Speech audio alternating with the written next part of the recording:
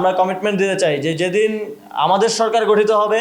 যেদিন প্রকৃত জনগণের সরকার গঠিত হবে, সেদিন এই সংবিধান ছুঁড়ে ফেলা হবে। প্রথম অধিবেশনেই আমরা মনে করি যে রাষ্ট্রপতিকে অভিশংসন করার প্রক্রিয়া শুরু করতে হবে এবং কোনোভাবেই এই সংসদ রাষ্ট্রপতির বক্তব্যের মধ্য দিয়ে শুরু হতে পারে না। আমরা দেখছি যে শুধুমাত্র এই যে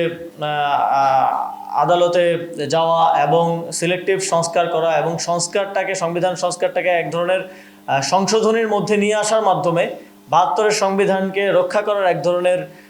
যে পায়তারা, সেটা আমরা জুলাই গণঅভ্যুত্থানের পর থেকে দেখে আসছিলাম। সেটার ধারাবাহিকতাটাই এই বর্তমান সরকার রক্ষা করছে এবং তারা এই সংস্কার প্রক্রিয়াটাকে এক ধরনের পুনর্লিখনের জায়গা থেকে সরিয়ে নিয়ে গিয়ে এক ধরনের আবার আরেক ধরনের সংবিধান সংশোধনের মধ্য দিয়ে আমরা দেখেছি যে সংবিধান বারবার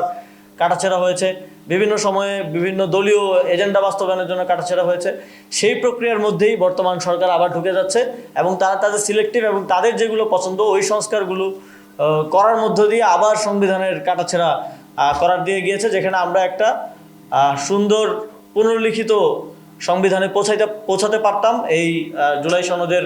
ভিত্তিতে। এবং আমরা খুবই দুঃখের সাথে বলতে হয় যে বেগম খালেদা জিয়া একবার জনসভায় বলেছিলেন এই সংবিধান জনগণের সরকার গঠিত হলে ছুঁড়ে ফেলা হবে। কিন্তু আমরা দেখলাম যে তার ছেলে আজকে প্রধানমন্ত্রী হয়েছেন, তার দল আজকে সরকার গঠন করেছে, কিন্তু তারা এই সংবিধান ছুঁড়ে ফেলার সাহস করতে পারছেন না, বরং এই সংবিধানকে রক্ষা করছেন।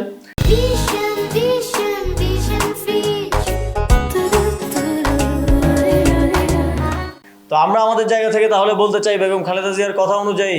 বাংলাদেশ এখনো জনগণের সরকার পায় নাই এবং আমরা আমাদের দিক থেকে আমরা কমিটমেন্ট দিতে চাই যে যেদিন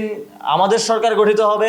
যেদিন প্রকৃত জনগণের সরকার গঠিত হবে, সেদিন এই সংবিধান ছুঁড়ে ফেলা হবে। এবং আমরা এই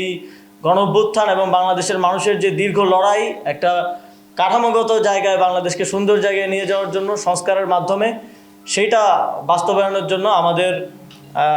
লড়াই সামনের দিনে চালিয়ে যাব এবং আমাদের এই উদ্দেশ্যে আমাদের যেই একটা উচ্চ পর্যায়ের সংস্কার বাস্তবায়ন কমিটিও করা হয়েছে। এবং আমাদের দিক থেকে আরেকটা দাবি আমরা করেছি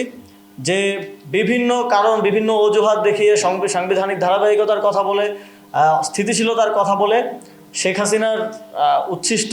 রাষ্ট্রপতিকে বিগত সময়ে রেখে দেওয়া হয়েছে এবং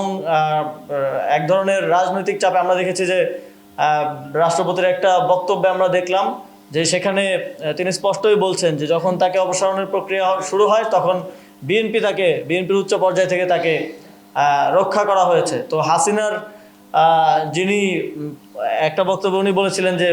পায়ের ধুলা তিনি পাচ্ছিলেন না, তো হাসিনার পায়ের ধুলা পাওয়া ব্যক্তিকেই এখন বিএনপি তাদের রাষ্ট্রনায়ক হিসেবে যদি রাখে এবং এই সরকার যদি রাখে এবং এই সংসদ সদস্যরা যদি এর বিরুদ্ধে কোনো প্রতিবাদ না করে, এটা অত্যন্ত লজ্জাজনক হবে। আমরা বিশ্বাস করি এই সংসদে যারা গিয়েছেন, যে দল থেকে গিয়েছেন, এর অধিকাংশ ব্যক্তিত্বই ব্যক্তিগতভাবে, দলীয়ভাবে, রাজনৈতিকভাবে জুলাই গণঅভ্যুত্থানের পক্ষে ছিলেন, যার যার জায়গা থেকে তখন এগিয়ে এসেছিলেন, রাজপথে ছিলেন। আপনাদের এই সংসদের পবিত্রতা রক্ষার জন্যই, আপনাদের এই সংসদ সদস্য হিসেবে প্রথম অধিবেশনেই আমরা মনে করি যে রাষ্ট্রপতিকে অভিশংসন করার প্রক্রিয়া শুরু করতে হবে এবং কোনোভাবেই এই সংসদ